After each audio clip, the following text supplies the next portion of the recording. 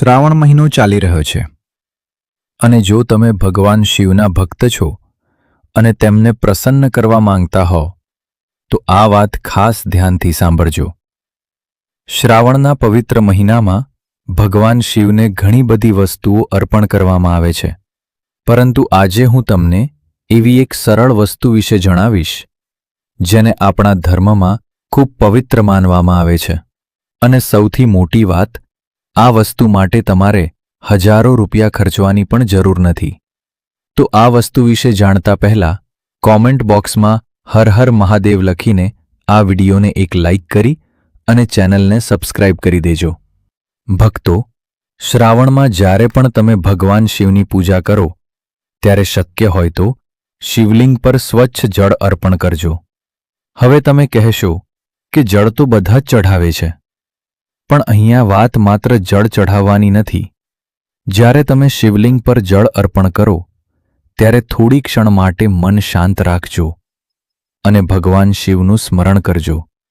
મનમાં તમારી ચિંતા, દુઃખ અને મુશ્કેલી રાખીને મહાદેવને કહેજો, હે મહાદેવ, મારા જીવનમાં જે કંઈ ખોટું ચાલી રહ્યું છે તેને સુધારવાની શક્તિ મને આપજો।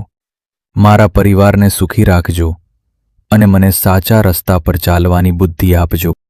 આ રીતે ભગવાન પાસે માત્ર પૈસા કે સુખ સગવડ ન માંગતા, પહેલા સદ્બુદ્ધિ અને શક્તિ માંગજો, કારણ કે જ્યારે મન મજબૂત હોય તો માણસ મોટી મુશ્કેલીમાંથી પણ બહાર નીકળી શકે છે।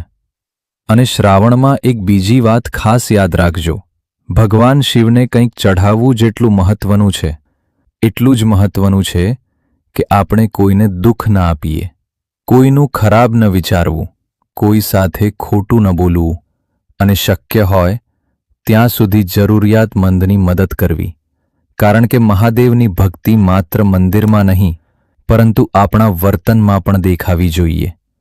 અને જો તમારી પાસે સમય હોય તો રોજ સવારે અથવા સાંજે માત્ર 11 વખત ઓમ નમઃ શિવાયનો જાપ કરી લો। આ માટે કોઈ મોટો ખર્ચ નથી, કોઈ મોટી પૂજા નથી, માત્ર શ્રદ્ધા જોઈએ।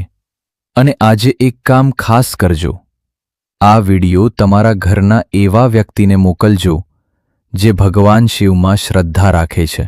કદાચ તમારી એક શેર કરેલી વાત કોઈના મનમાં ફરીથી ભગવાન પ્રત્યે શ્રદ્ધા જગાવી દે। અને જો મહાદેવ તમારા ઇષ્ટદેવ છે તો કોમેન્ટમાં દિલથી લખજો, હર હર મહાદેવ।